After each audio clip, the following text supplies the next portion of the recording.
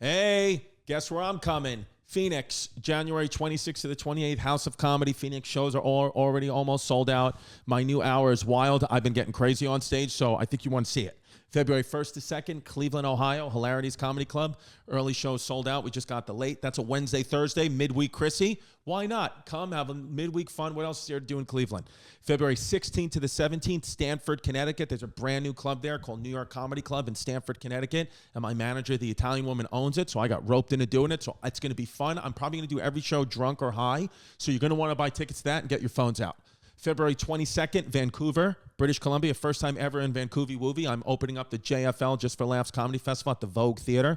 Low ticket count there. And then I believe we have added February 24th in Napa, February 25th in San Jose, and February 26th in Sacramento, California. I believe those are the dates, but correct me if I'm wrong, but I am coming in that last weekend in February to, the second to last weekend, I guess it is the last weekend in February. Yeah, the last weekend in February to San Jose, Napa, and Sacramento, ChristyComedy.com for Tiki Wikis, and then Florida at the end of March, and Austin in April, and Buffalo in May. I love you. I love cock.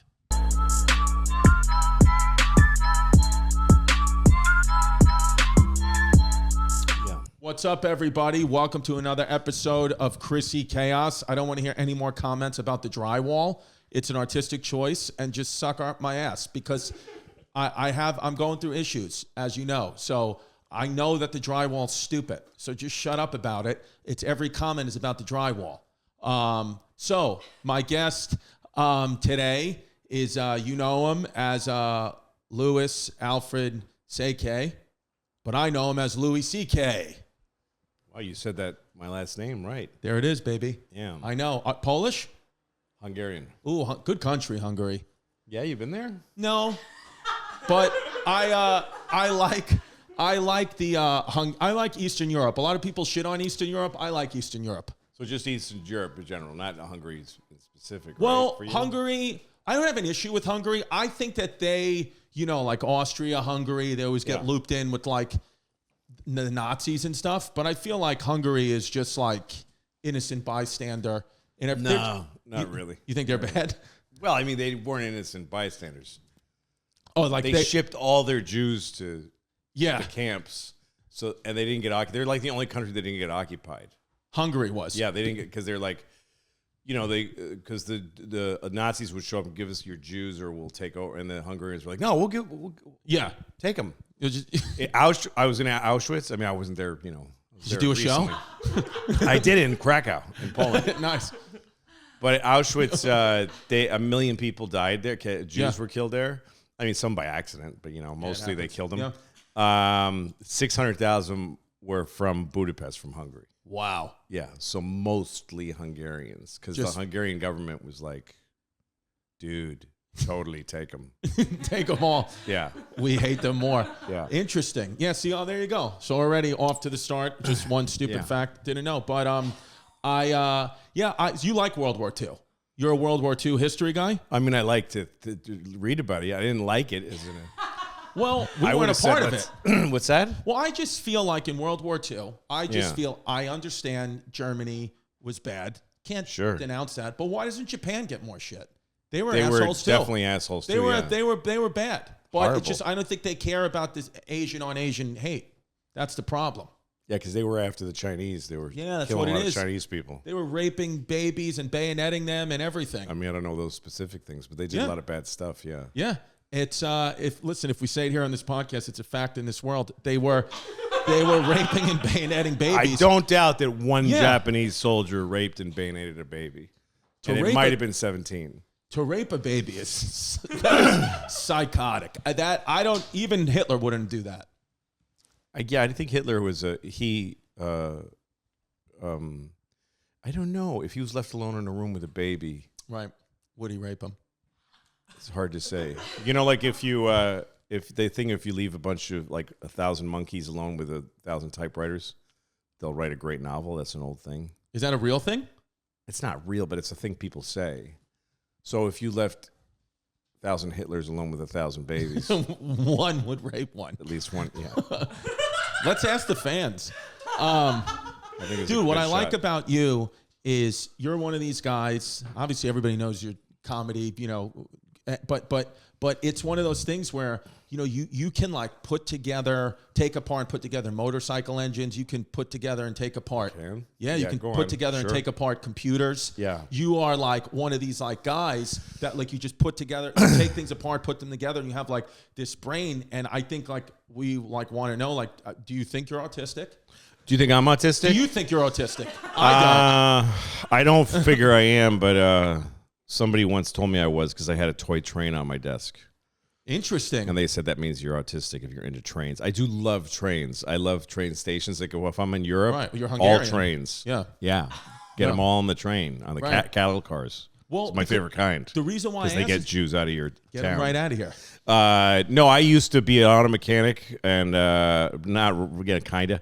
And I used to take apart computers and fix them, kind of. Well, it's just one. I lie a lot too. The third thing I do is I lie a lot, so that sort of makes that has to dilute the first two for you. Right. So, but listen, I lie. I feel like that's all we do here. We lie. Yeah. I mean, I did work in a garage as a mechanic. Yeah. By the way, this is Rosie. That's my dog. Louie's dog. Who's he's not going to rape. No, she likes it. She lets me. Yeah. Right, baby. Oh yeah, George Santos. What a fucking idiot this guy is. Talk about liars. You know, he looks kind of like that character Pat from SNL. Do you remember? What? Yes. He looks a little like you're not sure what he's doing, and I don't mean androgynous, but like weirdly, I don't know. What's up with Pat now with all of this stuff going on? Oh yeah. What is Pat now? Well, yeah. Is Pat a they? Is Pat a they them? I would think Pat's at a protest somewhere. Pat is was this character, if you don't know, on SNL who was like, you didn't know if it's a man or it's a woman, and that was the bit. Yeah, they try to ask probing questions to see if maybe, you know. Yeah, it was a great bit. Yeah. But you couldn't. So I think George Santos is the same, and he is as mercurial about his past as Pat is. But he's still in power.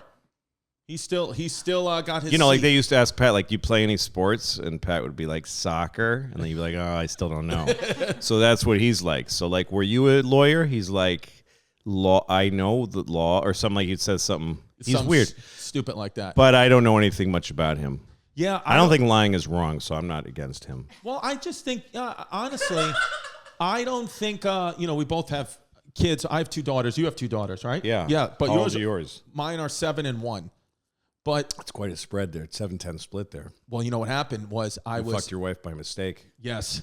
And so what happened? It was somebody else. I had a baby with Jasmine, my girlfriend. She's been on the show once. And we had a baby. Our first date, second date, had sex. She got pregnant. I barely even knew her. It was like this crazy thing. My parents were like, "What the fuck?" Do you know her better now? A little bit. Yeah. Just a little bit. And so we had this baby, our older daughter. And then when our older daughter was like 3, we broke up. We were like, this is stupid. This is ridiculous. Like, clearly we shouldn't be together. We just are only together for the baby. And then we broke up for like 3 years. She had a full other boyfriend. Like, we like all he wanted. Did you have the kid around with you and stuff, you know? Like, after you broke up, what was your relationship with the kid? With my daughter? Yeah. Always there. My kids are like my whole life. So when I moved out, I only moved like within walking distance. Like I grew up with my parents being divorced, but my dad like never missing anything in my life. So that's how I was, and with my kids. But then the pandemic, happened. We all got into lockdown, and then And she died. Yeah, almost. I wish. and then I'd have a sitcom. And then my daughter got sick with COVID. Like in the beginning, like the beginning of it all, like people didn't know what the hell was going on. And then, so our doctor was like, "Listen, I know you 2 are co-parents, but you have to you have to live together because you can't be going out. You can't be infecting each other. We don't know." He's like, "We don't know like safety of your daughter." You have to cohort. Exactly.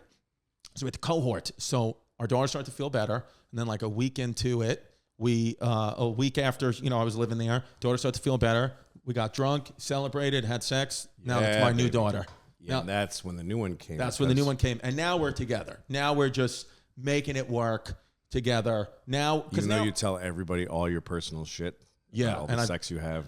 Yeah, but I've gotten in trouble. The reason why is I can just be, because I've said everything that me and Jazz have almost had all the fights we can possibly have.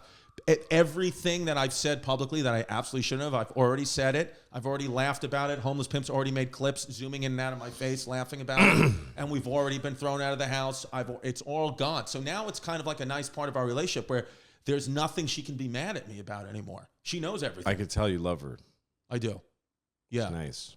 I do, and I would tell you 3 years ago, I would try to tell you I didn't. We're just in it for the kids and all that. But now I'm like, no, even if we didn't have kids, I'd still want to be with her. That's nice. She's good. She used to, we got through like a really tough, like where she was, I mean, I would go on Opie and Anthony and be like, she just got like, like just say stupid shit. And my mom would hear it and, and I would fucking like crying and just her yelling at me, calling me the biggest piece of shit ever. But we just kept coming back to each other. And now I'm like, she just knows, now I know, what is too personal to say. And I kind of can thread. I mean, sometimes I fuck up, but it's an easy fight now. Yeah. It's just a 5-minute fight and that's it. No, I used to go on Opie and Anthony and talk about my wife. And you would get in trouble, right? Well, divorced is what happened. That's what happened. Well, I'm not married. So. Yeah. Yeah. Oh, yeah. So that's not what happened. But no, I regret it. I regret all of it. Yeah. I would take it back. I was on once with Jim, Norton, who's obviously always there, and I forgot what I said, something, and it got like laughs in the studio, and he was like, oh, you want to, which he never does this, Jimmy's always like leaving the show and going to the next thing. He was like, oh, you want to get like a coffee or something at the Pret a Manger across the street? I was like, sure. And then he just was like, hey, like, he's like, you forget sometimes that like a lot of people are listening to the show. He goes, I know that like we're having fun in there. And no, that was just five guys. He was like at that time, like there's millions of people hearing this. He was like, it's going to get back to her, and it's not going to be good. No, it was bad. I mean, I was when I used to talk about my wife on stage and my kids, and I thought that was I had more of a balanced sense of how to do that. Yeah, but on Opie and Anthony, I just opened my stupid fucking mouth. And I regret it because she's not a bad person. I like her even now. We've been divorced a long time. She's a good person. Yeah. But I was just all fucked up and looking for jokes.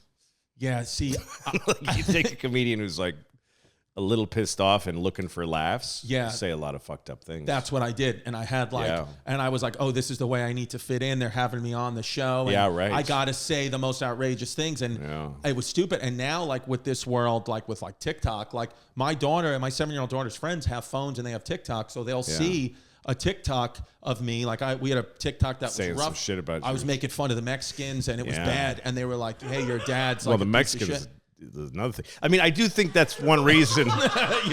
That's one reason why comedians like hack on other people, like on celebrities. Yeah, is because they want to talk about their spouse. Right. They don't want to get in trouble at home. Right. So they go fucking Hunter Biden. What the fuck, Because you're really trying to say my fucking wife is a cunt. I hate her. But you say, Yeah. What do you think of artificial intelligence? What do you think of AI? Do you think it's bad or do you think it's good? Well, it's only as bad as people are, and people can be pretty bad. The thing is, you can't catch up with it. Right. You can outwit a person, even no matter how evil they are. Like I don't know, however you feel about either person, Trump or fucking Biden or whatever. If you think they're ruining the country, they have limits. They're still a little bit stupid, and they always behave the same. Right. Right. So if you hate Trump, he's going to keep, if you're smart, you can work around it because he always does basically the same thing. Right. But AI shifts every time it does something. It watches what you do, and then it changes, and then now it knows that, and it has perfect recall. Right. And so that's if it's against you, if you have AI as an enemy, it's harder to beat it. Because my dad, he's like 80 now, and he's like, he was born like right at the end of World War II. He's like, I lived through the Cuban Missile Crisis, all that stuff. He's like, I'm telling you. He lived through it. I'm glad he lived through it. He just made it. He's not one of those that died in the Cuban Missile Crisis. He lived through it in the Bay of Pigs. And he said to me recently, he was like, he's like, I'm 80, I'm going to die soon. I'm not even really that scared of dying. He's like, because I'm his only kid. He's like, I've seen you, doing well. I got my beautiful grandkids. He's like, I'm genuinely like not afraid of dying. He's like, but I am like actually scared. He's like, I think you're living in like the worst time I've ever. He's like, in my all of 80 years, these are the worst. These feel like you're on the precipice of something really bad. He was like, with AI, he was like a nuclear war. He was like in the Civil War. He was like, even at the worst times, he was like, when we would have to do drills to hide under our desks, he was, because we thought we were going to get nuked. He was like, I still like, was like, it's not going to happen. He's like, and now I just feel like, man, any day something's going to happen. I was like, holy shit. Well, I'm 55, and how old are you? 38. Yeah, you were way down there. Yeah. So where were you doing when you were 38? Were you already like doing well? No, not yet. All right, good. 38.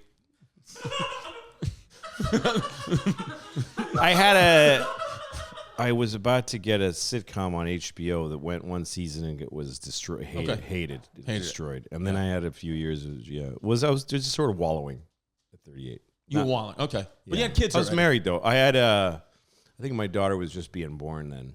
Okay. How many years ago was 38 from 55? 17. Yeah? 55. It's quick. I'm AI. 17 years ago? Yeah. So that's, my second daughter was being born then. Wow, because you already had an older kid. I already had one, so I was starting to pick up a little steam. Okay. Yeah. All right. So I had a kid. Everything was different. Yeah. Because they always say, like with comedians, like in your late 30s, early 40s, like where you really got to like hit it, or it's just not going to happen. You know what I mean? That's what I hear a lot. It's like early 40s. They say comedians are early, athletes are early 20s, comedians are early 40s. You really got, if you're not big by your early 40s, that's it. You're done. I think early 40s is the best time to hit it because you're fully formed voice. Got it. Okay. I think mid to late 30s is a terrible time to get any attention. I'm just saying that because it's Right, but to talk about what your dad said, you do. I'm not afraid of dying because of some of the same reasons. Although my kids are younger, well, they're 17 and 21. Right. But part of the fear you have is the fear he has, which is the world is changing. I'm leaving behind a world that's about to shift. Right. But the fact that he has that feeling and I have that feeling, I think that's really about him and me more. Right, not about me, yeah. It's not about the world the way it really is. I think it's common to feel that way as you're starting to see the finish line. Yeah. Is you kind of wish the world stayed something like the way you left it somehow. Makes you feel like, but the idea that it's all going to be totally different. Okay, that's hopeful then, because I feel like, my whole life is about my kids, right? So I try to be like, how am I getting the best parent to them? And I don't want them to be afraid, because my daughter, the older one is already asking like questions, because they teach in school. They like my daughter in school. Yeah. She came home and they teach her already like about like white privilege and like white and. Does she go to private school or where does she go to private school? Yeah. And like white people, and she was like, "You're white." Like she was. I don't want to say she's angry at me because I'm white, but she was like, "You're white," and like kind of like, what do you have to say for yourself? And I was like, "Look at our house." What's your wife? What kind of Puerto Rican? Oh yeah, okay. So she's Puerto Rican. So she's right. Yeah. She identifies more with the Puerto Rican side. You should tell her you're right. I'm this is white privilege. You don't want none of this. Get out. Get out. Get out. Get out. Take your fucking brown mom and get the fuck out of my White House. Well, for your own good, so you don't have to be horrible like me. Get the fuck out. More room for me in the white privilege world. Yeah, but it is one of these things where it's like, I don't know. Like, do you remember when you were a parent, like when your kids were like little, started asking you questions? Like, it's terrifying, right? As a dad? Yeah, but here's the thing is you can't keep your kids from harm. Right. You can only help them cope with it, but they're not going to, their whole life is going to be harm that makes them strong. Right. Yeah. So that's going to happen to this generation. They're going to have to figure it out. These are all young people figuring, they have like these new ways of thinking. Yeah. But it's up to them. They're the next ones. So they're going to have to figure it out. There's huge flaws in the way some of them think. That's their problem. It's not my problem. Right. I mean, I already did my shit. So yeah. So whatever. So they're going to figure it out when they get there. And they're going to figure, they told us that TV was, my generation, it was like TV is evil. Right. TV is going to rot your brain. And TV is like the most benign thing in the world, though, now. Oh, television? Yeah, now it is, yeah. Who cares? And we figured it out. We put it in its right place. Right. Yeah, like my daughter now, her nanny or like, caregiver is transgender. Is a transgender. Yeah. Uh-huh. Jasmine's Puerto Rican uncle, Jerry. Yeah, Jerry. It's actually Jasmine's godfather. Yeah. Is our kid's primary caregiver now. Like nanny, takes him to school and everything. And on Staten Island, that this gets like a lot of looks, but I feel like my daughter's in a better position to have a transgender nanny. She just is growing up with all this, and she was in prison for 20 years, Jerry. So she teaches her like how to be tough, how to survive, Like she told me, Jerry, if I went to prison, I'd be probably dead or at least raped within the week. She was like, at least you'd be raped. Within 7 days, her advice actually was to just get raped. Her advice was like, get raped, be a prison bitch. And that's how if you're talking about strictly survival, I'd immediately get raped, offer your services, get raped, and then go through prison and you be somebody's bitch and you'll have to deal with the consequences. That's good. So your daughter has that knowledge now. Exactly. That's good. That's That's what it is. It's better to walk around with that than without it. Yeah. She look, I think she's getting exposed to all kinds of things, and that's good. Yeah, Jerry. Yeah, and actually, TiTi, Jerry's a fan of yours. When I said yesterday that you were coming on, she said that she watched you a lot in prison. She wants me to go to prison? No, she said her and her she cellmates would watch your guys' stuff in prison. Oh, no shit, huh? She said that they had when she got in prison, they let them have Netflix like her last year there, and she remembers watching. For good behavior, they give you Netflix, like well, it's like in the comedy. You know what she said? She said they loved comedy. They would watch you. They would watch Bill Burr. She said Mike Epps was huge. Yeah, Mike Epps huge in prison. Everybody loved Mike Epps, and they loved Trump. They loved Donald Trump. The prisoners, the inmates were loved. They loved him, and they greatest show on earth. Yeah, they still love him, and they were like, Jerry was like, if I could legally vote, which I can't because I'm a felon. She's like, I would have voted for Trump immediately. I was like, interesting. You don't think that because you would think that. Maybe they wouldn't be. Maybe they would be blaming the government. Yeah, but no. Trump is P.T. Barnum, Yeah. People love to watch Trump. Yeah. He's an entertainer. He still is. The whole time he was an entertainer. I knew a guy who talked to him on the phone during the whole January 6th Michigas, like the time leading up to that. Right. Where he was saying it's not, I didn't lose. Right. And there was all this tension. This person I know talked to him on the phone. They used to talk on the phone a lot. And he said to him, Mr. President, how long are you going to keep this up? Yeah. And Trump said, I don't know, maybe a month. He's just like, yeah, it's working pretty good. Going to keep another month or so. Yeah. Like everybody was like, what's going to happen? But he's like, yeah, it's fun. Well, the thing is, it's about likability too. Everybody that knows Trump, black, white, Asian, gay, straight, they all love him. You never hear any of his personal friends. No, I know the politicians, but you never hear like his friends or guys. That's true. Yeah, they love him. Yeah, sure. Like my dad's new friends that had friends that knew him before he was obviously the president. Was like, any business dealing with Trump, and he goes, he shakes your hand, he's giving you hugs. What do you need? He's like that guy. So you're like, oh, I fucking love this guy. But then he'll steal from you and be afterwards. Yeah, sure. But initially, personable, very personable. Absolutely, yeah.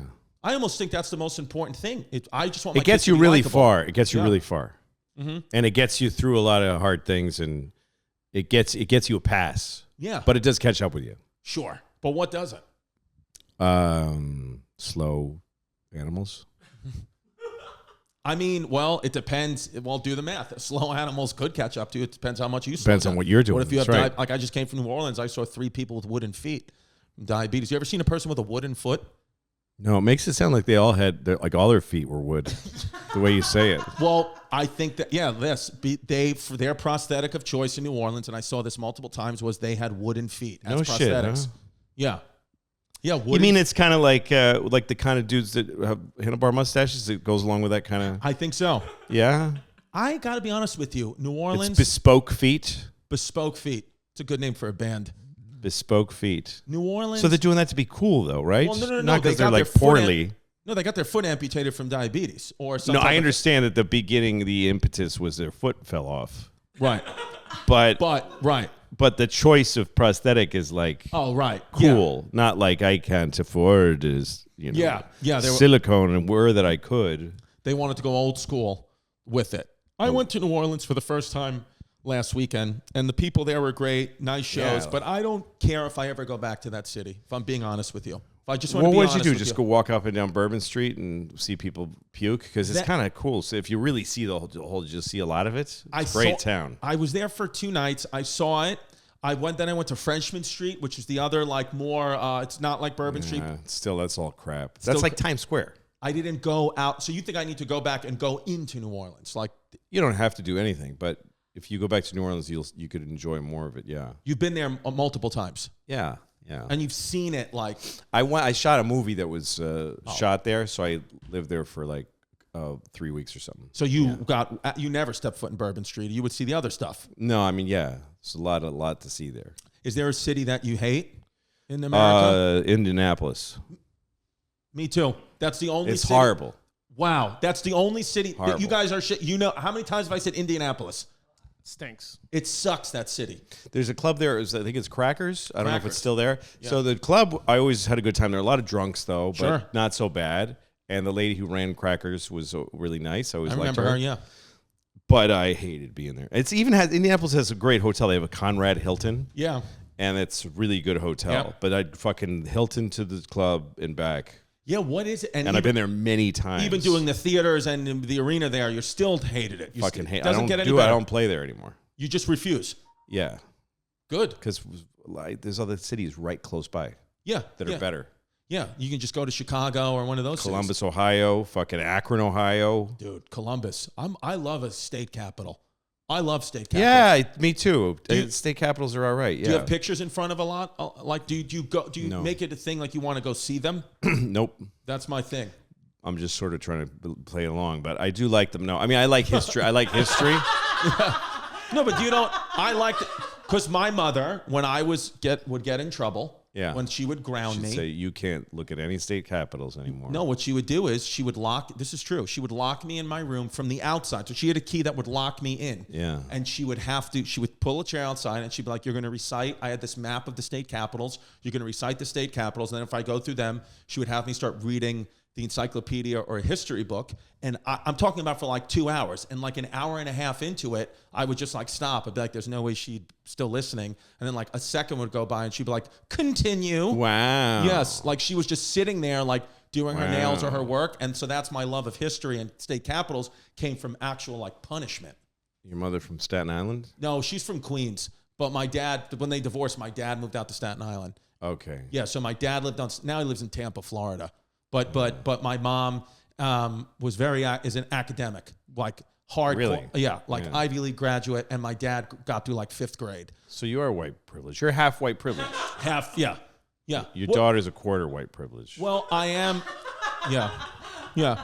Well, I am, but my dad gambled all the money so that my mom had. So we we had white privilege credentials. But I had it similar. Oh, good. Yeah, mom, really great mom, Yeah. and my dad was kind of a fuck up. So it sort of.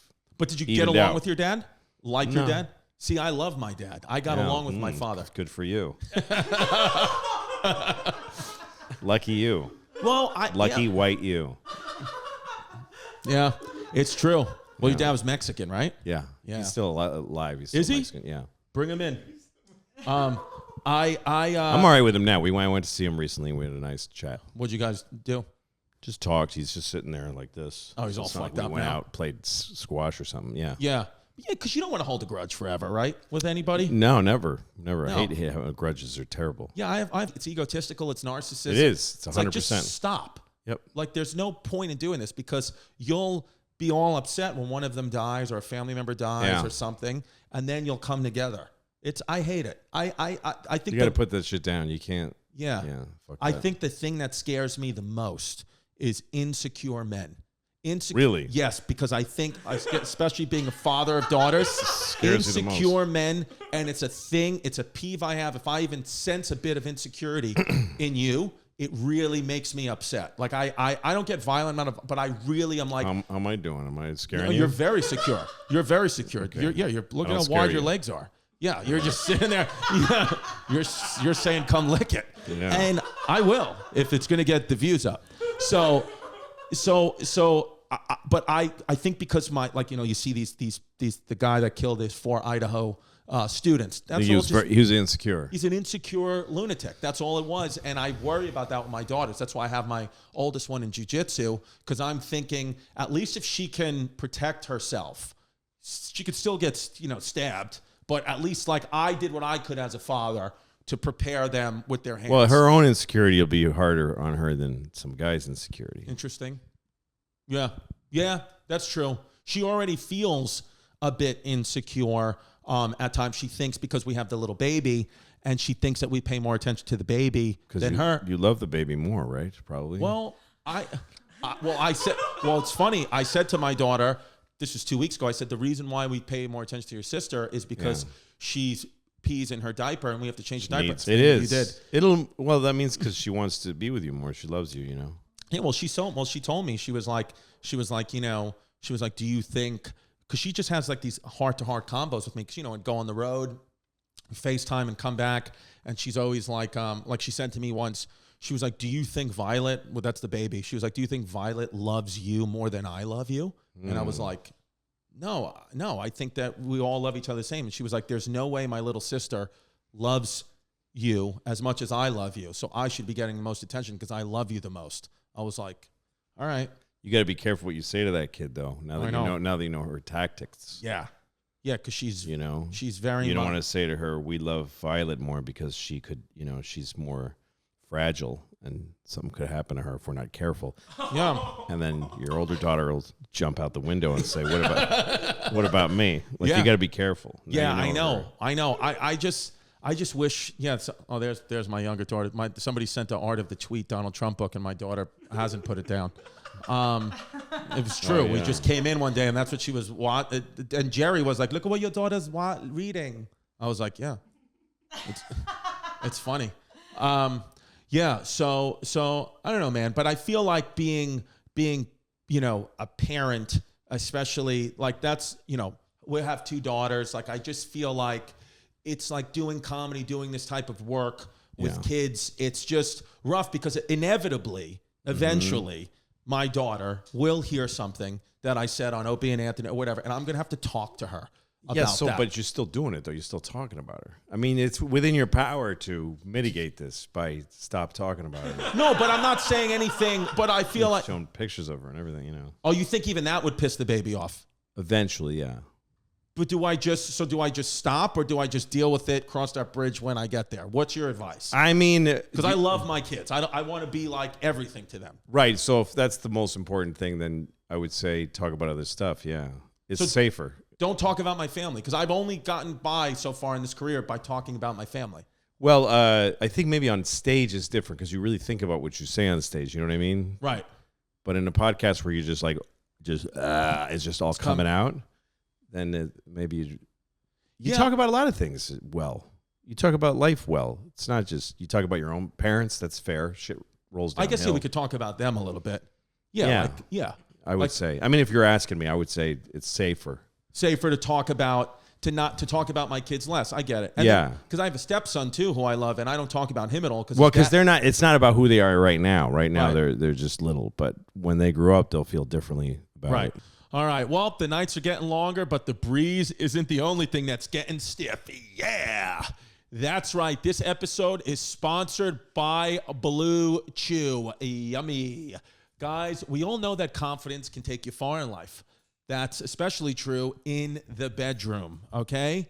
Especially when it's time to step up to the plate. That's where Blue Chew comes in. Hit a home run with your dick. Blue Chew is a unique online service that delivers the same active ingredients as Viagra and Cialis, but in chewable tablets and at a fraction of the cost. Because believe it or not, even though I know you guys might not think that of me, I have a tough time swallowing. I have a tough time swallowing pills, and chewable is just better for me. The best part, it's all done online. So no visits to the doctor's office, no awkward conversations, and no waiting in line at the pharmacy. Blue Chew's tablets are made in the USA and prepared and shipped direct to your door in a discreet package. I love my red, white, and blue stiff hard cock. Now, if you want a discount, all you got to do is go to bluechew.com, promo code chaos to receive your first month free, okay? All you do is go to bluechew.com, use that promo code chaos at checkout, and you're going to get the first month free. You just pay the $5 shipping. It's that easy. Bluechew.com for more details and important safety information. And we thank Blue Chew for sponsoring the podcast. I am rock hard. Hola Fresca, Hello Fresh. I talk about it every episode because I love it so much. My family uses it. I use it. It's just made home cooking fun and easy. I feel like I genuinely know how to cook now because of HelloFresh. Thank you so much. The food is awesome. High protein meals. They got chocolate chip brownies, baby back ribs. It's actually cheaper than going to the grocery store, folks. 25% cheaper than takeout HelloFresh is. And listen, it's just, we all want to save money, right? That's so for me, it's like right then and there, boom. You know, it's cheaper than the grocery store and it's fun. I gotta be honest, the best part of HelloFresh for me is I cook with my family. I'm with my girl, I'm with my kids, I'm with my stepson, I'm with my dad is helping cook. Like we're like huddled around the kitchen, cooking, making this food, talking, as opposed to just ordering something, eating it, or having one person cook. We're all doing it together and it's fun. And HelloFresh, you're bringing my family together even after the divorce. So all you got to do is go to HelloFresh.com/chaos21 and use the code chaos21 for 21 free meals plus free shipping. That's HelloFresh.com/chaos21. Use the code chaos21 for 21 free meals plus free shipping. HelloFresh, America's #1 meal kit. I do have a question about raising kids in the public eye. When do you teach them that the media is just going to attack your father? Do you have that conversation with them? I mean, they know more about the media than I do, you know. Yeah. And they're like they got their own relationship to that shit. The best thing I ever did in my life was get off social media. Me too. Yeah, I'm not nowhere near it. I have someone who runs it with me, Venetia, and another guy, Brian, and just getting that all, like you realize like none of these problems are real. Like we had a guy, you know, Veer Das, Indian comic. He just put out a great special. It's called Landed. And we were talking yesterday, and he was going to get arrested for sedition. He thought he was going to get arrested for sedition in India because he had put out this clip about making fun of India while he was in America. And they were like, the government's going to arrest him. And he believed all this stuff. Like, I'm going to get arrested. I will land in India. He had to go home to his family. I'm going to land in Mumbai, and I will be arrested. And then he landed in Mumbai, and the government didn't even care because it was all online. But so he was like, once I just removed online, I realized like the real problems in the real world were like nothing. Like it's not real. It's a very small part of the humanity. This Twitter, and they make a lot of noise because they would like to be more important. Right. So that's where you get these things where they try to get folks fired and stuff because they're trying to manifest into a physical object. But they're not. It's just a bunch of bitching. It's just bitchy. It's all it is. And if you get into it, you're just doing the same thing. And I mean, I had Twitter. I don't remember when it was, but I had like 8 million people on it. Okay. And one day I just looked at it. I'm like, I don't like this. Yeah, it's too much. And it's a lot of not to like. Yeah. There's 8 million people on mine, and I don't like it. And I don't like it. Yeah. So I just shut it off. It took like a month to get off of it because they don't want to let you go. And it's like dopamine, and it's like all looped into science. Yeah, it's like, the worst thing that ever happened. No, I genuinely feel like I got off the internet, social media in August. Yeah. And it's January. I've lost 30 pounds since then. Yeah, like, it's really bad for you. It changed my whole life. Also, getting off of it, you see the rest of the world. It's much bigger, and most people are not on it and don't care about it. Yeah. And they're calm and level, and they have their own problem. Everybody's got problems, but they're not that problem. That's a very specific And I noticed problem. my comedy, my crap, I mean, you know, the fans that come out from the show, my comedy's been better. It's been more connected because I'm talking about, I'm not like outraged by something that doesn't affect me. No, it doesn't. Those things are, if you read something online and it upsets you, you just made somebody some money. Yeah. You just got suckered. That's all it is. Because it's designed for you. Right. And it's the one thing I would say about AI is that's what it's doing. Yeah. Is writing articles. Yes. That's all it's doing is just getting people triggered and upset and pissed off at each other, but it's not that many people. There are more every day. There's like 10,000 people. Yeah, you could. I bet there's some statistic that's trackable. Yeah, like 10,000 people an hour go, I'm done with that shit. Yeah, I'm not reading it anymore. I don't care about it anymore. And also, those people talk about like 4 things for years. It's just the same fucking issues. Right. We all know what they are. It's just the same ones over and over again. And there's so much. I mean, it's an incredible fucking spectrum of life. There's so much more to talk about. Yeah, and you know, it's one of those things where, like, my parents told you my mom's the academic, and I remember when Twitter came out, she loved it. She was like, "This is great. Share your thoughts. This is amazing. This would be great for your comedy, sweetie." All that. And my dad, having a 3rd grade education, was like, my dad, because my parents were divorced, but as I got older, they would start to hang out a little bit more. And my dad was like, "Lynn, this is the worst thing that's ever happened." He goes, and she was like, "Why?" He was like, "Because not everybody's supposed to be talking." Only a few people talk. Also, they're not just talking; they're writing, so it's permanent. Yeah, he knew. Sometimes being street smart's better than being book smart. Yeah. I think actually most times. I think my dad right now at 80 years old on dialysis would be able to survive some type of, like nuclear disaster better than we all could. Well, it's two different things. It's knowledge and wisdom. You don't get, you get a little from both. Yeah. From the books and then the street. You get a little from both. Right. Yeah. You need both. Yeah. I would like to think I was hoping. You're a product of both. Well, I thought so, but my, I mean, listen, I went to school to become a physical therapist. So that's like, okay, academics, fine, but I haven't used it. But I'm like a fully licensed therapist, doctorate degree, everything, but don't fucking do anything. And then my dad was like a career criminal before I was born. But by the time I was born, he had changed his life. So like, I don't even know how to hotwire a car, do anything he used to do, or gamble. So yeah, but those aren't the things you want to learn from your dad. You want to learn. Yeah, but what do I know? A bunch of state capitals, and I don't know anything. No, you're right. You're fucked. Yeah, yeah. Yeah. Like, sorry, man. I'm really sorry. That's what I do with my daughter. We walk to the bus stop every day, and I yell a state, and she yells the capital at me. It's like, what is this going to do for her? What's the capital of Idaho? Boise. Yeah. I do have a question. Do you have any ghost experiences or believe in ghosts? I don't know what I believe in. I think maybe you could have like one ghost. It doesn't mean that they're all over the place. Have you ever had a haunting experience though? Yeah, one time, but it was explainable. What was it? Well, I was a little kid and I stole some candy bars from from CVS, like the big ones, huge Hershey bar. Oh yeah, nice. Put it down the front of my pants, and I was walking, and it was getting dark. So I was out a little late. I mean, I was like, I don't know, 10 or something. And I was feeling really scared. Yeah. And I was going by Our Lady's church. This church that was near my house. Yeah. And there was this white sort of Jesus or Mary or somebody in a white oval thing on the yard of the place that kind of glowed. And there was a lightning storm, and all of a sudden there was this horrible crack of thunder and a bolt of lightning. And I saw that white thing. I saw Jesus or Mary or somebody flash with where the lightning hit. Probably because I looked at the thing and it was dark, and then you look away and it shows up somewhere else.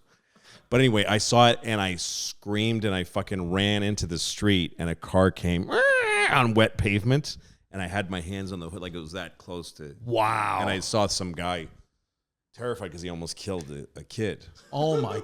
So, and so like that did you even sleep that night? I feel like that must have been like. I don't remember anything else. But Jesus tried to kill me. That's what I'm trying to say. Because I stole a fucking chocolate. Just because I took a chocolate. Yeah. Fucking kill me with a car in the street. Well, it's theft. I fucking hate Jesus since that moment. Fucking asshole. You fucking that's the death sentence. Yeah. At 10 years old for a little chocolate. Stealing chocolate. Fuck you, Jesus. Fuck you. A lot of people have been saying that lately. A lot of people are off Jesus. A lot of people are off. Like I'm getting. I don't mean that. I like Jesus. Well, I like him too, but I talk about Jesus in my act. I read it from the Bible on stage. I do. Good, as you should. I mean, recently. Yeah, not all every. My mother's going to come to your show then. My mother's very good. Religious. It was a big part about the Bible. Well, we and her have been getting into debate a little bit because my youngest daughter, we're getting her baptized on Saturday. Yeah, and.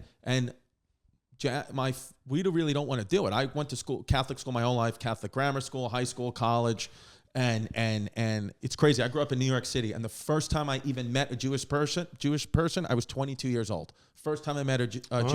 And growing up in New York, because I was so insulated Catholic, I was like a Hasidic Catholic, like it was crazy, and so but with the church, like with all the stuff, all the allegations and all that, I've had like this. I have Catholic tattoos all over my body, I'm fucking fighting in the army of God, and I was like, I don't know if I want to get my daughter baptized. Like, I don't know if the church is like too many black eyes, and she was like, no, too many black guys in church. That I said black eyes, but also black eyes, and yes. Black guys with black eyes. There you go. You can't tell though. Can't tell. Very difficult to identify domestic abuse in the black community. Yeah.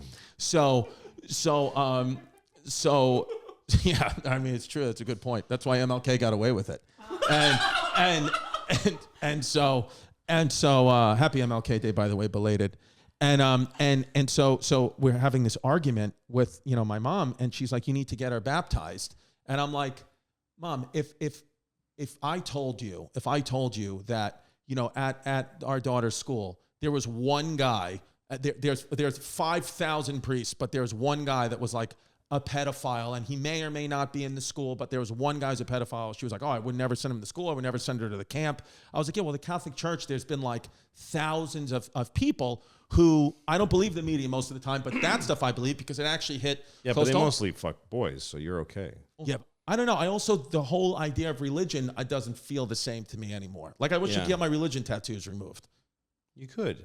I know, but it's painful to get them removed. All right, well, these are your fucking issues. Yeah. But no, I don't think, I mean, the Catholic Church is, I have different feelings about it because I grew up, I was a little Mexican kid at one point in my life. And my grandmother, my Abuelita, used to take me to church with her, and she would just kneel and she'd cry the whole.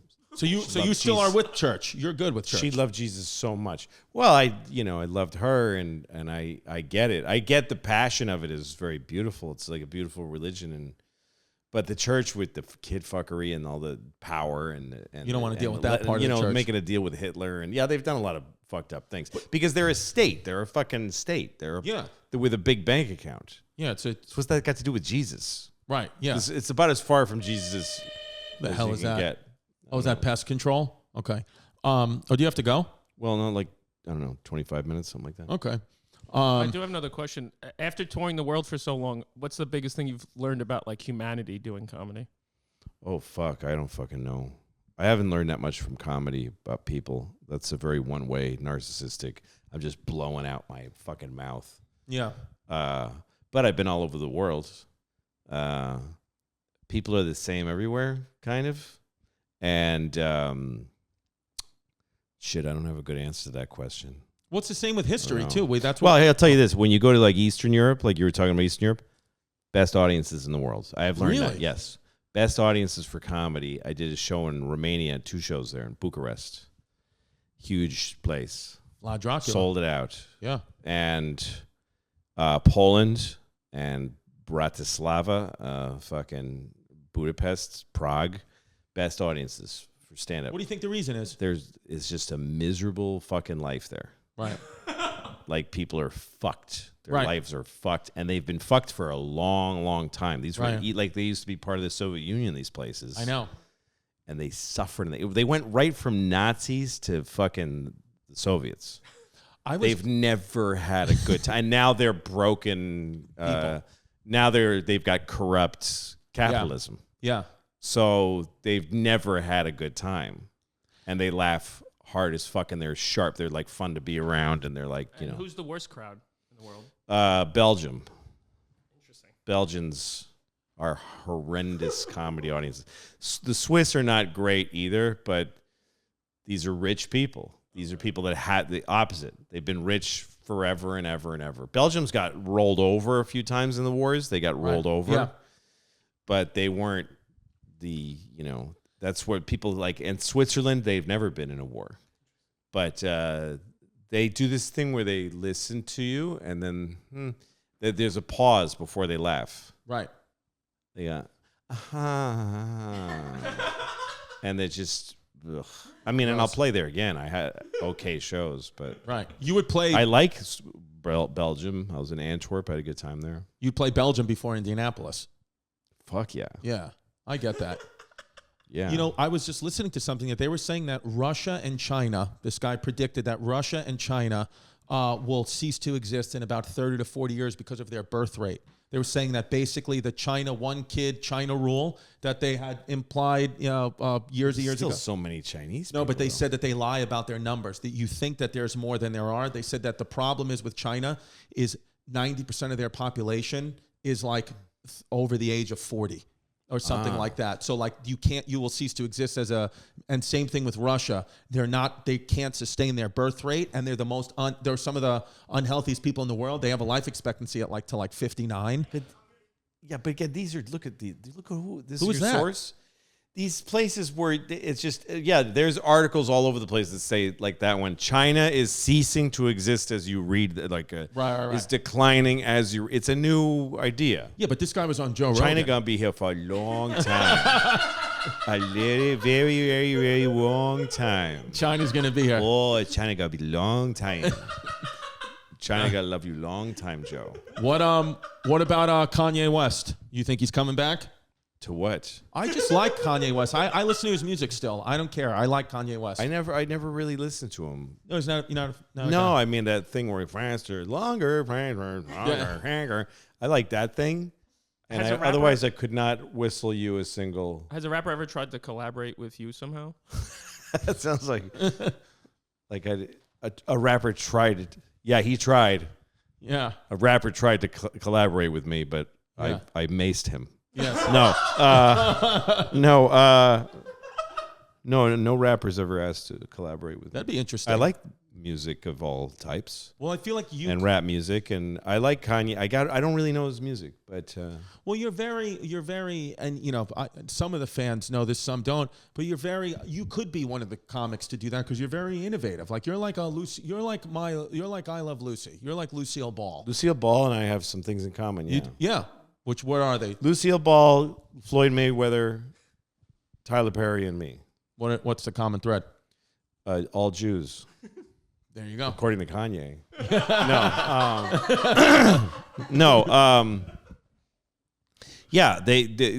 I learned a lot from Floyd because Floyd got to be the best. Sure. And he said, now that I'm the best, things change. You know, just a lot of guys when they get to be the best, they keep letting everybody tell them what they go. What do I do now?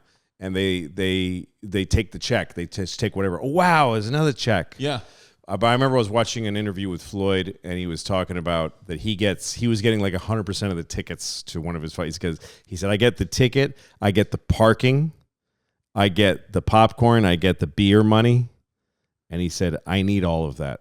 Wow. And I like the way he put that. I need all of that. Yeah. But he's the guy who knew you can't do a fight without me. He's also didn't give a shit about the belts at one point. He's like, it's a Floyd Mayweather fight. Who gives a fuck who the champ is? It means nothing. Yeah. So he made them do what he wanted. I don't mean to be like mean to people, but the way I leveraged when I got to be like number one subjectively.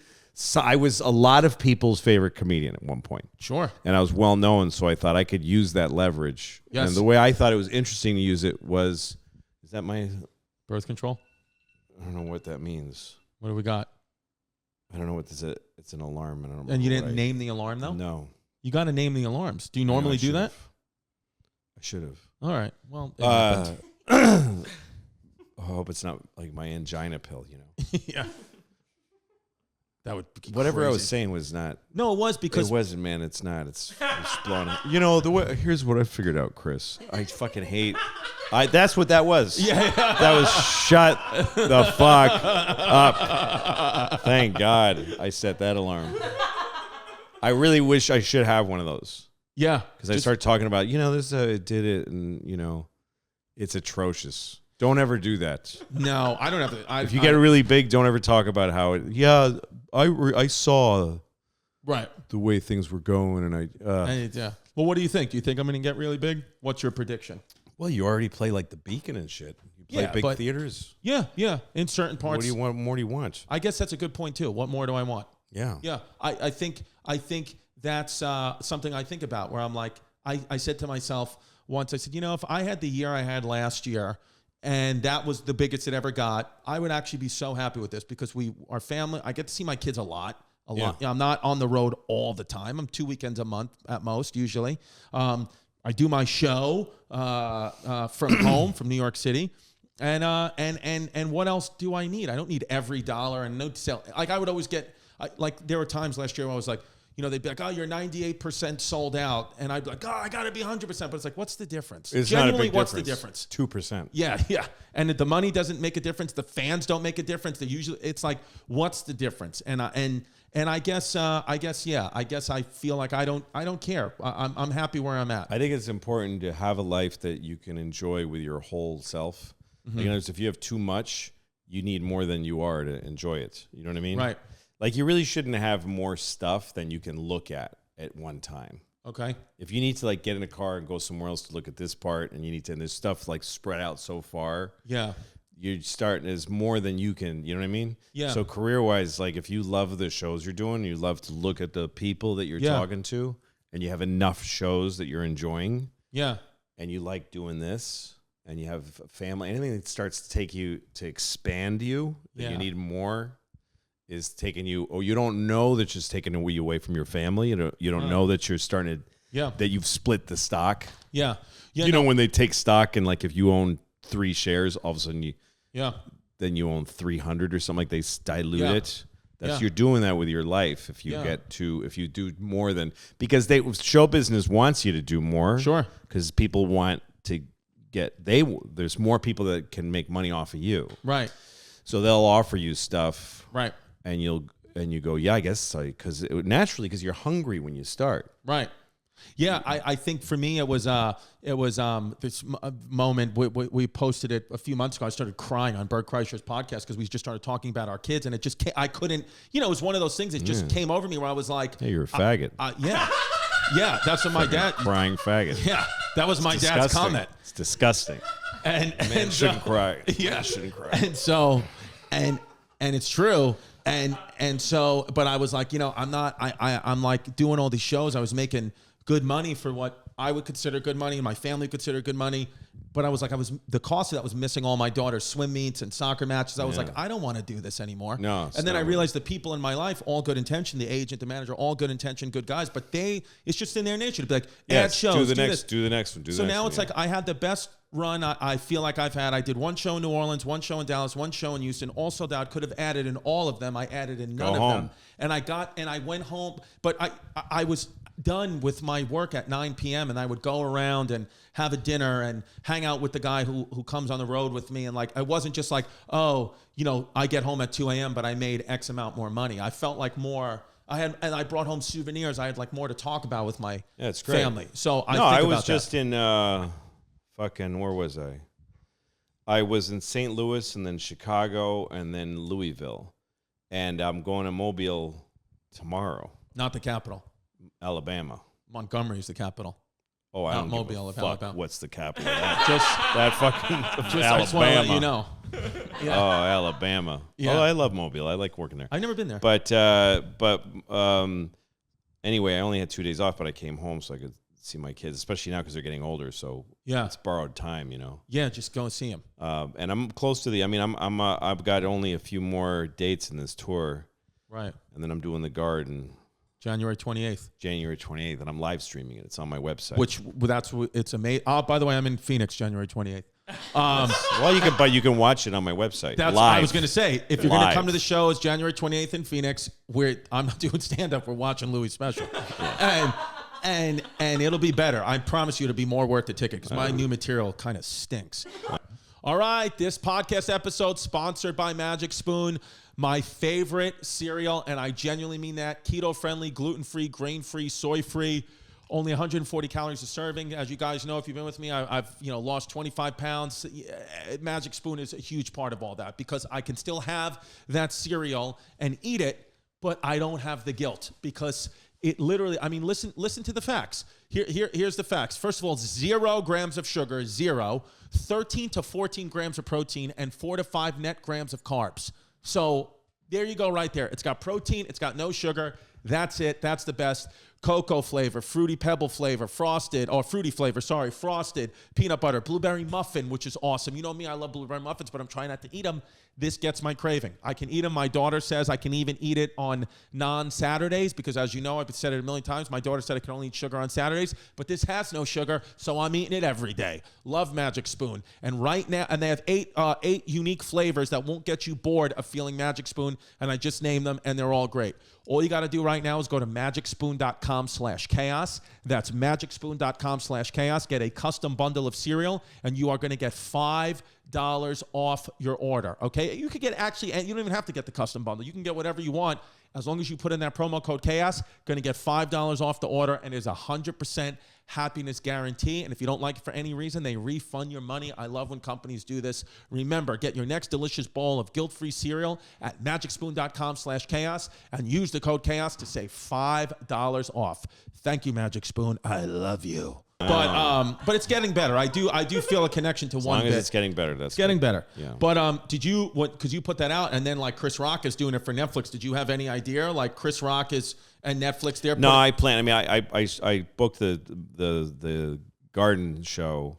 I don't remember when, over the summer. Right. And it's sold out really fast. Well, I got 10,000 tickets in one day. Right. And I'm playing it in the round. Right. And so that's more tickets then that way? Yeah, it is. Because it's like usually about 15,000 the garden if you play it on end. Right. But in the center, we're sold out now. So it's 18,000 tickets. It's amazing. And that'll be the biggest crowd I ever played for. Wow. And I haven't been at the garden for like 6 years or something. I used to play there often. Yeah. But so, and I just want to I don't want to be like, I just want to do one more there. I just want to, so I was excited to do it in the round. Yeah. And when it sold that quickly, also, and when you do it in the round, it costs a lot more money because you have to be on the Jumbotron at Madison Square Garden. So you need 5 cameras to be on the Jumbotron because you're walking in a circle. Right. So already we had to spend a lot of money just to be up there, and we found out to live stream that is like nothing. It costs like nothing. Really? And I thought since some people bought tickets so fast, maybe the live. That's when I thought I'd do a live stream. But I shot a special of this material that in LA. That'll be out in April. Right. But this live stream is like I say a live event. So for $25 you can watch it when it happens, but also you can keep it for like.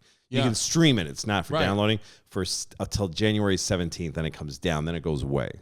Right. Except for the people that steal it. That'll happen. Well, I think but that's what it's saying. More like innovative, like like what you did with Louie, or like it's my way or the highway kind of thing, just like Lucille Ball did. And I feel like now you're doing this, and a lot of betcha comics are going to start to do this. Maybe they'll try it. Yeah. Yeah. I don't think anybody's done it on their own website before. Stand-up special. That's the hardest part. The big thing is Moment House now. People put specials out on Moment House, but a lot of people like you, like Segura, I think, owns a company. Yeah. We're all trying to say, well, how do we own that? How do we do that? Keep like it for so yourself. I'm going to text you. Well, because of sure. I'm going to send you voice absolutely, notes yeah. and ask. Yeah. I mean, the thing is when you do it yourself, you don't get new fans. That's the thing. It's I mean, unless you reach out and do a lot of promotion, which you can do. Right. But mostly you just get the amount of people you already had. So for climbing new comics, they're better off going to platforms and trying to get attention, trying to draw people in, or YouTube for free. That seems to work for a lot of these young guys. Yeah. I think it does work, and I think that this event that you're doing, I think it's going to be good, and you better just remember to take that angina pill. It'd be crazy if you had a heart attack on stage live. Yeah, that would be something. Well, we're gonna have a delay. We're gonna have I think a 20-second or 30-second delay. Mm-hmm. In case I shit my pants or something. I had a bad dream about it last night. Really? Fucking horrible nightmare about that show. What happened? What was the dream? Well, first of all, I was on stage and everything was bigger. It was like each balcony or whatever was big stone. It was like being in an airport or something. Like it was too big. I couldn't see anybody. And then it was the nightmare of comedy. I couldn't remember my set. Right. And I couldn't remember a single joke that I do.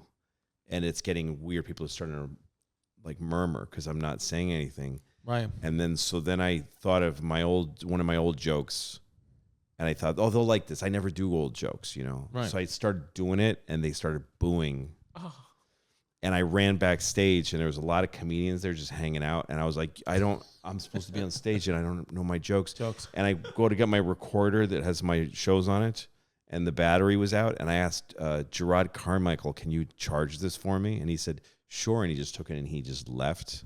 Oh my God! And then I was like moaning, like I was making a horrible sound that made me sick. And everybody, I saw Joe Rogan like look away from me, like in shit because he was ashamed of me, right? Because I was going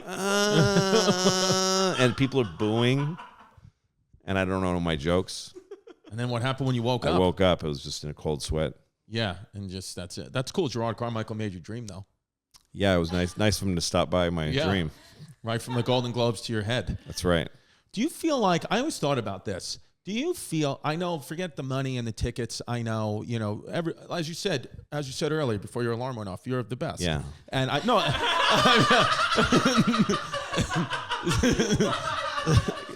I can't believe I said that. No. Honestly, like in comedy and people fans, it's usually people always talk about you, Bill Burr, Chris Rock, Dave Chappelle. Those are usually who are spoken about. You know, it depends if you're white or black. So usually, like, it's just what it is, right?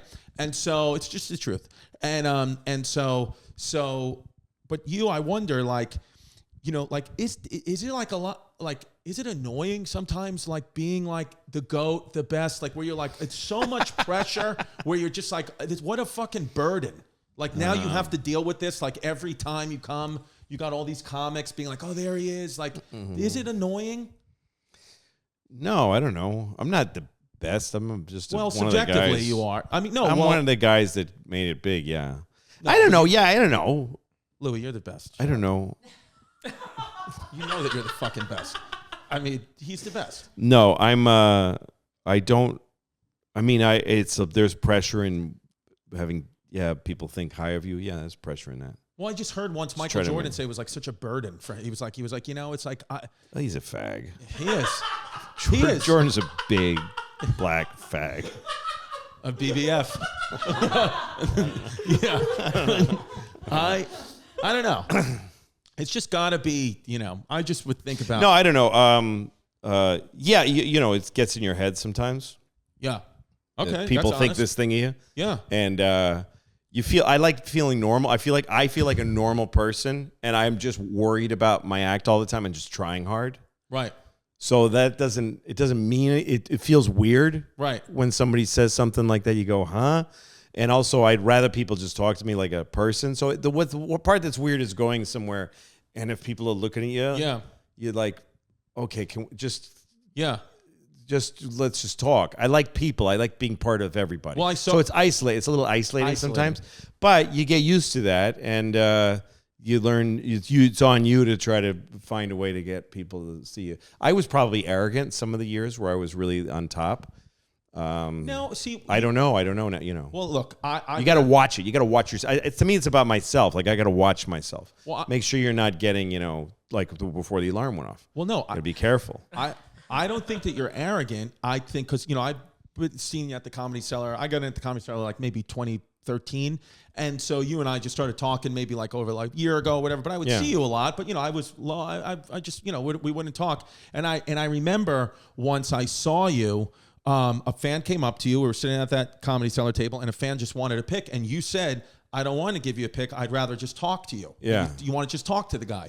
Right. And he was like, he got like, you know, he walked away. He was like, what a dick. And I was like, no, actually, like what, Louie, that is like really much better. Like you would save on to this. Well, I skipped the second part now. Which is what? I just don't want a picture with you.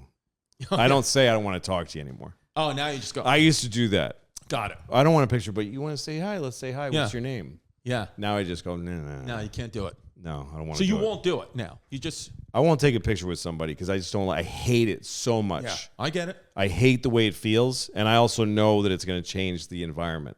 Like if I'm at an airport gate and somebody comes up, can I have a picture? I know if we take a picture, then every person at that gate, is looking, and they look me up. And they go, oh yeah, that's him, and they don't even like me.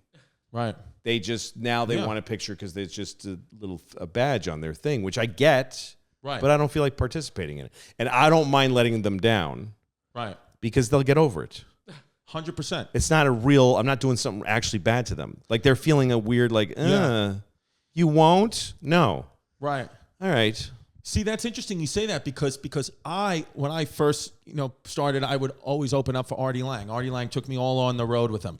And he would get stopped all the time, pictures, Howard Stern fans, whatever. And he would take like so many pictures with people. Yeah. And we were going somewhere once and I was like, you take pictures with everybody? He was like, yeah, it was like, you know, 5 seconds of my time taking the picture gets me a fan for life, where 5 seconds of me not taking the picture, I lose a fan for life. So that's how I think of it. And now he has no nose.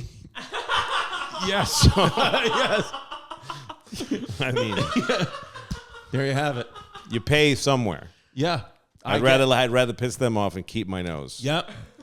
Well, I mean, you do. You have to produce something to get through that shit. No, it's true. And I don't believe that, like, there's people that say, like, your fans are you got to do anything they want. I'd rather, like, I spend time thinking about my fans. I work very hard on my shows because I want them when they come to the show to be surprised how good it is. I don't want to just satisfy them. Like, last time you saw me was good. This time's good. It should be like, oh my God. Every time it should be like, fuck. If I'm not doing that, and sometimes I don't think I am, I feel really bad. Yeah. Also, when I had like a ton of leverage, I used all of it to keep their prices down. I used to have my ticket price I used to look at who guys like Gaffigan or Kathy Griffin, and I wanted to charge. Kathy Griffin's a good guy. I wanted to charge less than them. Yeah. That was my goal. Yeah. I want you to be able to see your favorite comic for less than your second favorite comic. Got it. That was my goal in my head. And I worked really hard on like keeping the tickets at $50, and we couldn't do it because Ticketmaster's charge fees were so big. So we made our own ticketing company, and we did this white labeling ticketing company, and we hired people to make sure you couldn't scalp the tickets, so that like one year I toured, the biggest year I did, 2014. I don't know if I I'm know. just taking a guess. Maybe 2015, maybe 2014. Yeah. We sold all the tickets directly on the website, and kept every ticket was $50 no matter where you sat. In some arenas. In MSG, I think you did that. Yes. Yeah. $50 at MSG. Like, it's amazing. And the ticket company had to keep either the price down or we'd use somebody else. And then we had people that we only had something like 100 tickets for the whole tour were on StubHub. Usually it's a quarter of the inventory is on StubHub. It was like literally 100 tickets that year because we had these people that were so good. It cost me a ton of money, but for me, it was worth it because I liked the idea that it was easy to see me. It didn't cost too much. It was fun. It was fun to do that. Like, I got off on it. Right. And I was making way less money than I would have if I just fucked them for the maximum. Yeah. I didn't do that because I'm a good person. I enjoyed it. Right. But also, I was making a shit fucking cunt load of money already without. Right. In other words, a tenth of what I could have made was plenty of money. Right. It was more enjoyable to do it that way. So that's what I do for my fans. If you want a picture, go fuck your mother. That's it. I like it. Yeah. I also wanted to know what was the most dangerous thing that happened on the road to you. Dangerous? Yeah. Yeah. Did you ever get any like real danger situation? Well, when I first started doing theaters, I used to come out to the lobby after and like chat with people and take pictures. I used to say, just stand in the lobby till it's empty. It was like, I'm gonna go back to the hotel anyway. Yeah. And I was just doing theaters. I wasn't that famous. It was fun. So I was in some lobby, and this dude, a college kid, big college kid, came up behind me, like with a lot of momentum. Like, I felt him hit my back with his whole body, and he wrapped his arms around me, put his mouth on my ear, and screamed as loud as he could. Just screamed as loud as he could. Oh, and then ran away laughing. And well, you were like, that's like lingering pain. For a couple months. Yeah. And I was standing there like this, and everybody, all the people around me that were waiting, when bad things happen to people aren't really nice. Yeah. They just go like, ew. And I just felt embarrassed because I think my eyes were watering. Sure. And I was in shock. And they just were going, ugh. And in that moment, I thought, I ain't doing this anymore. That's the last time you ever did that? Yeah. Wow. So that's the most dangerous thing. That's fucking crazy. I mean, and he wasn't even like mad at me. He was just a fucking idiot. No. And his friend, he had some college friends, and he was like, ah, ha, ha. Yeah. It was probably Foley from Are You Garbage? Could have been. Probably just a big fan. Maybe. He would do something like that. Maybe. I don't know. I'll never know who it was. I stopped just this past weekend. My last shows, I had put meet and greets on. I had done meet and greets, like, paid meet and greets, and I hated myself. Every show I I wanted to crawl in my skin. I hated it.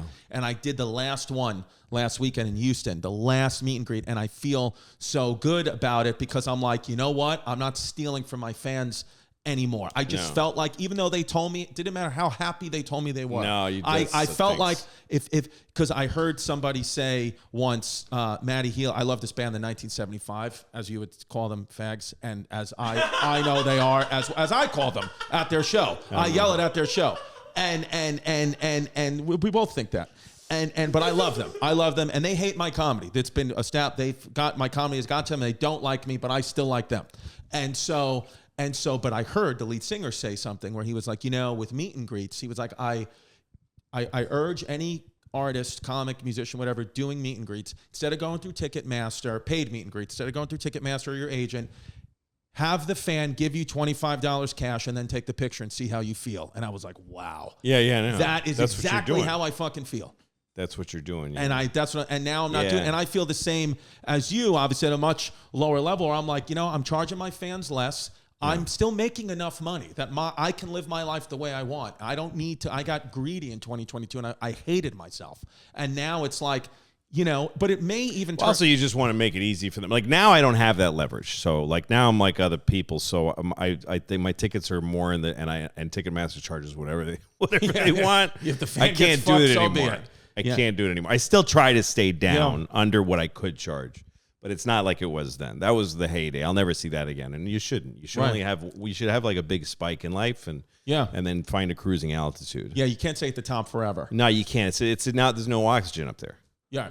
It's like a career is like Mount Everest. They say if you watch a movie where they're going to climb Everest and the guy gives the talk at the beginning where he talks like this. Yeah. He says, once we get above this altitude, your body begins to die. Yeah. And that's literally what happens. You get above a certain altitude, it's called the dead zone or something. In Everest, your body is dying. Yeah. And they need to get you up and down before you actually completely die. Yeah. I think that's what a career is like. You get past this place where you're like other people, and now you're not getting nutrition, and you're also not giving it, and it's weird. Yeah, get the fuck back. It's cool. Yeah, it'll happen to you. Go do fucking arenas and stuff, but do it one tour and then come down. Yeah, because folks will come see it at an arena, but not twice. Right. They'll come see it when you come into town and you do whatever fucking nice theater. They'll see you there over and over again. If you do the arena, they'll come one time because they love you. Right. If you come back to that arena, they're like, nah. But if you come back to the theater again, I love you again. They will come and see you again. That's interesting advice. Yeah, my whole people always ask. I'm sure they ask you, but they're always like, "Oh, what's your goal in comedy?" It's always ever only been one goal for me, and that's to do MSG. I don't care if I do any other arena. It has always been. That's why. Like in New York, I push it. The Beacon, and then we're going to the next big one. So they own pushing all that. it. And where other places, I was in Dallas. I did a 700 seat or 800 seat. Yeah, House no, of Blues. I feel the same. The MSG is. It's my goal. New York is my adopted home. I'm from Boston. Right. But MSG is like special to me. Yeah. So, and it's also intimate. Yeah. It's got the ceiling goes down like this so that it stays weirdly intimate for an arena, and doing it in the round where everyone's closer to you. Every seat's better in the round because when you're on one end, somebody's way there. Yeah. But if you're in the middle, everybody's closer. Yeah. But I did it 8 times in my life. Right. And it was really fucking Every special. time was great. And I don't think I'm returning to a life of doing it all the time. I just wanted to do it this one more time. Yeah. And it's going to be my last show for a while. I'm taking at least a year off after that show. Yeah, just not. No stand up. Yeah. Yeah, it's so very. That's why I'm live streaming it on my website for $25. And then what are you going to do in the year where there's no stand up though, you think? Just like live and be a guy? Yeah, just walk around, with just be gay. A stick, be gay. Just be fucking gay. That's the thing. I want to try gay. I always said I want to go the first 50 years of my life straight, the last 50 gay. That's Try right. everything. I went 55 straight because I was like, push it. Yeah, a little bit longer. So maybe you'll live a little longer. I don't think I'm doing 55 more years. You but could. Gay guys live a long 55 life. straight, 55 straight, 30 gay. That's nice. That's a nice ratio. Yeah. One thing you said quick, and then I know you got to go. One thing you said is you were like, oh, now, like you're spending like more time like with your daughters because they're older. Where I thought I had it in my head, let me hit the road. I don't want to miss anything in their life now because they're little and I want to go I don't want to miss anything. So I was thinking when my daughter is, 8, my daughters are 18, 19, 20, when they're, say your daughter's age, they won't want to hang out with me. That's when I'll do all this stuff. But you're saying your daughters do want to hang out with you. Well, it's not that it's more time. It's just more precious. Got it. So it's like you're older. Yeah. No, because they have more of their own lives. So if I can come home for a week to see them for one day, I'll do it. Got it. Okay. So, but what you think that when they go to college, you actually dream. Yeah. Like making the marks on the wall with the Like they'll be out of Yeah, I'm gonna have my own life back. It's not true. It's not, because you don't want, if you get any opportunity, you want to see them more because they're slipping away. So that same feeling, like I feel like right now, like we're talking, but like I just, there's a part of my brain that's I'm just thinking if my daughters are okay. I'm just thinking about them all. That is just my life forever. It's primary concern. Yeah. Never gonna the best go thing away. about having kids is that your own life becomes less important. Yeah, I'm best thing that can happen to a human. Yeah, you're to be fourth place in your life. Yeah, it's fucking gold. It's great. Well, I think it's you become like, you get like this selflessness where it's like I go out on the road and I care about the show and I really care about my career, but I care about it only to a point, because I'm like, well, I had it kind of hit me. I had a CBS sitcom. It failed, right? But we filmed it. Chaz Palminteri played my dad. Annie Potts played my mom. It was like fun and cool. I was like, this is going to be great. I'm in LA, a month. My family was so excited. We had, my oldest daughter was only 3 at the time. And I thought I was going to, like, Les Moonves at the time was running CBS. He was like, met with Kevin James. They had me meet with Ray Romano. Like, it was like, this is going to be it. And Ray Romano was telling me all these things of what it's like to have this. And Kevin James was like, we'll hang out, all this, right? Yeah. And then the pilot, I remember I was in a gig in San Francisco. I was flying home, and it was that mid-May time, May 15th or whatever, when they pick up the shows, and an article comes out on Deadline that says CBS 4 pickups, and my show wasn't on there. Nope. So I, was like, and so I called my manager, Rick Dorfman. You know Rick Dorfman? Yeah. I called Rick Dorfman. I was on the plane. I called Rick Dorfman, and he goes, I just saw it, like, I'm crushed, whatever. He goes, no. He goes, they're going to pick up one show for mid-season. Yes. One Yep. winter pickup, and it's between you and this other show about the Bible. He goes, it's between you and the show where Jesus comes back to life in modern day. And that's what it is. So you are not out of the water yet. Like, we just got out of call. And so now I'm like this, right? Yeah. And the plane is fucking accelerating. Like, it is like that, where the flight attendant could see me from her jump seat. She was like, turn off your phone. Like, she was screaming at me, like airplane mode, but she couldn't get out of the seat. So I was like, it's on airplane mode, but it wasn't. I was just waiting for that text. And then, dude, I'm talking about, we were going like this. Like, we were that. The text came in from Rick Dorfman. They went with the Bible show. Yeah. And my head hit the thing. And I remember, like, for like 3 hours, we might have been over Indianapolis when, like, I snapped back in, and I was like, oh my God, like, it's over. And I went back to my family, like, my Jasmine and my daughter. I said my daughter was 3. I was like on my knees, came home, and I was so upset when I was fucking crying, and because and so I am what I am. I am what my father says I am, and so there's cum coming out of your eyes. Yes, yes, cum town's back. That's why they cry so much. Yeah, because it's just so full of cum. It's semen. I know. Every time I cry, it smells like chlorine. Yeah. So and I telling Jasmine, my mom was there, like, and they're like, it's all right. And then Delilah, my youngest daughter, I was like sitting on the floor with her, and she was like, why are you sad? And I was like, well, the show that, remember, Daddy was going to do, like, where I was going to do this show, and it's not going to get picked up, and we're not going to do the show. And she was like, okay. She was like, can you still take me to the park? Because you said you were going to take me to the park. That's what she said. And I was like, yeah, of course. I was like, yeah, you dummy. Why wouldn't I be able to take you to the park? It's a fucking sitcom. She was like, well, then let's go to the park. That's all. And then I was like, oh shit. My daughter, in just one thing, was like, who cares about the show? Yeah, just meaningless. Push me in the swing and get me ice cream. That's what your job is. No, I had the exact same CBS sitcom trajectory. Exact same thing.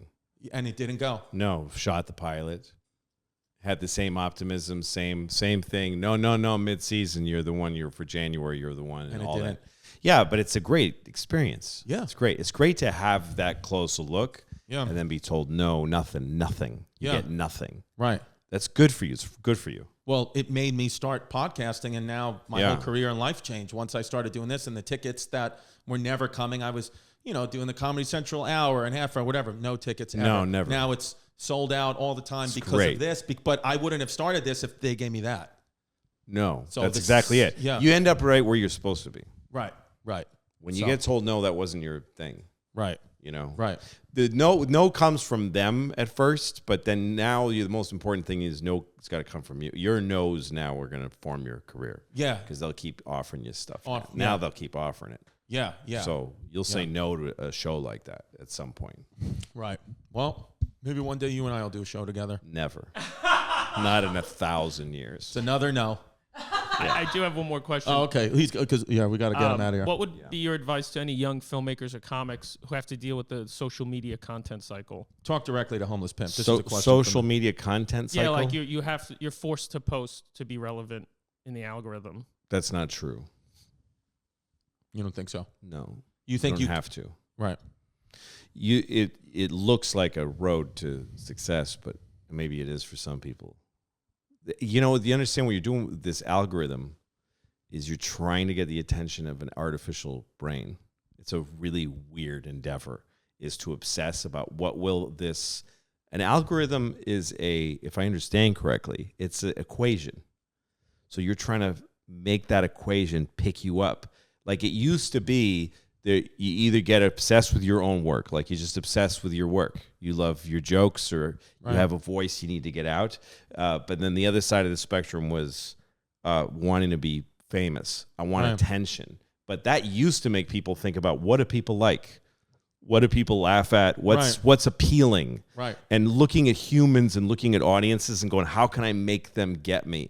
Or things like, how can I get the gatekeepers to give me a shot? These were obsessions. Mm-hmm. But now this abstract thing of like, how do I get this artificial brain to spread me to people that don't give a shit if I, the way it used to work is if you do something worthwhile, somebody might see it and share it with a friend. Like clickbait is old fashioned now. Clickbait is kind of Clickbait used to be something that'll get people interested and make people share things. Right. But they're not interested in humans sharing anymore. It's about literally fitting some weird, either because you're saying something popular that's in those 4 subjects, or and not cursing. All the things people are doing to stay out of the algorithm are weirdly self-sanitizing, fucking sick things to be doing with your work. Yeah, it's true. It's the worst thing you could be doing right now is trying to follow the algorithm, trying to be as much like other people in the algorithm as you can be, and trying to shave away any part of you that might not fit in the keyhole. That's a sick, fucked up thing to do because the target isn't even a human being. It's not even audiences. It's just it's a computer. It's taking part in something that's really sick. If you go against it and you just don't give a shit and you just keep doing your thing, you live or die by it. Yeah. You spend your whole life trying to get listen to what you're saying, forced to post. That's a crazy thing. Yeah. And the amount of money that's being made by those companies because you just believe that you are a slave to that. There's no other way. And I saw another comedian and the club told me, the club looks at your follower numbers or else they won't book you. Well, my advice to a comic recently who was saying that, like, I need to get the numbers up so that I can headline.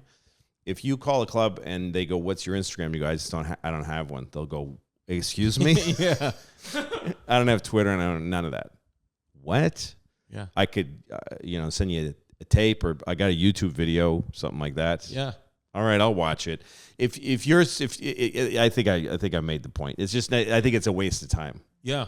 Well, I think I actually, that's great advice because like we are all like subconsciously, like, the era that I'm coming up in, you think that we feel, I was like, oh, everyone's doing crowd work clips. We got to post crowd work clips. Yeah. But we have, for the most part, I think not really. We've been shadow banned. We're still shadow banned, but we just don't care. I have somebody who does an Instagram for me. I've got an official Instagram, and somebody sends out clips from my series that's on my website. Louie is on my website now exclusively. Right. So I wanted to draw attention to it. So we have clips from the website and my specials that just goes out, just clips from the work. And at first I was told, so we're not going to put any cursing in. Mm-hmm. And I was like, no, let's stay like let's do the opposite. Let's stay out of the algorithm. I don't want anybody. I don't want this to go in the algorithm. I want these clips to go. I want people to share them. And there's like almost an exact number every clip. There's a ceiling to it. It's clear that I'm not there. I'm not going. Right. I'm being shared by the same amount of people every time, and I'm okay with that. Yeah. If you're up and coming, it makes life harder. But this is a hard fucking thing to do. It's hard to.